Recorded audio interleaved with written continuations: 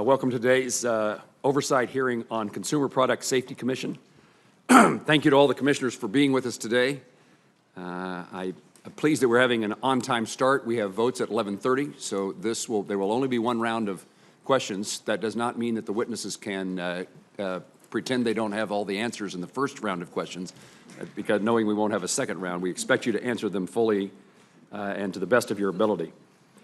This is an important hearing, and we're glad to have you all back with us before. The commission is fully formed and 5 members.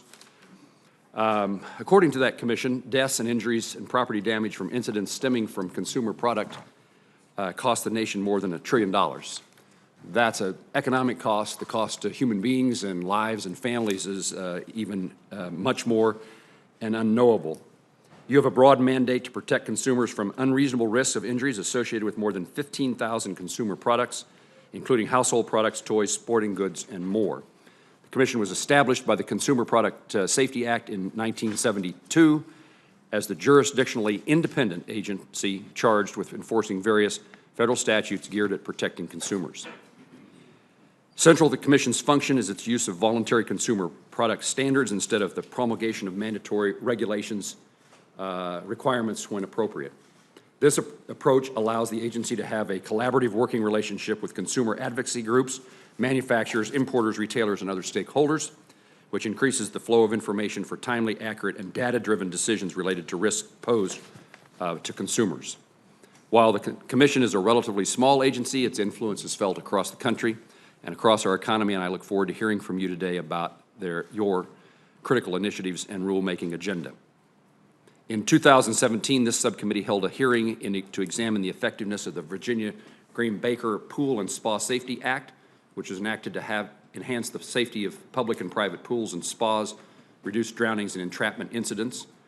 While this law certainly has had a positive impact on improving pool safety, the Commission published a report this past May indicating the total number of drownings in 2016 and the total number of drownings in 2015. Including instances involving very young children. I hope the Commission today will provide recommendations on what else can be done to prevent these tragic deaths. The mission of the Commission and its efforts to keep pace with the increasingly technology economy will continue to be a critical aspect of the agency's effectiveness.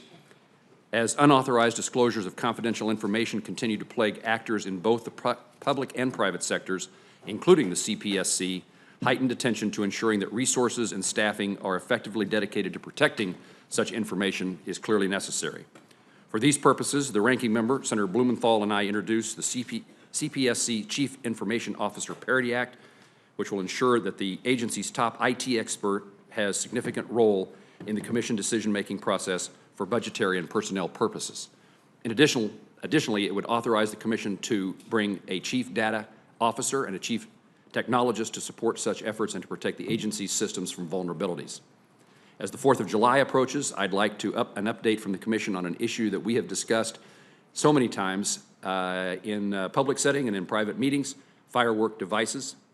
This is not a Republican or Democrat issue in regard to consumer safety. We all have something to care about, and I look forward to hearing how we can assist the Commission in making thoughtful and policy-making decisions. Thank you to Acting Chairman Anne Marie Buerkle and Commissioner Robert Adler, and the other 3, and Dana Basio, Peter Feldman, and Elliott Kane for speaking to the subcommittee today on issues that directly impact our nation's consumers. Following Tuesday's news of withdrawing her pending nomination, I'd like to thank Acting Chairman Buerkle in particular for her dedicated public service on the Commission for the past 6 years, and as the acting chairman for the past 2.5 years. Her leadership and engagement with this subcommittee and all stakeholders has been commendable and led to many significant advancements in consumer product safety. With that, I will turn to the ranking member of the full committee, Senator Cantwell.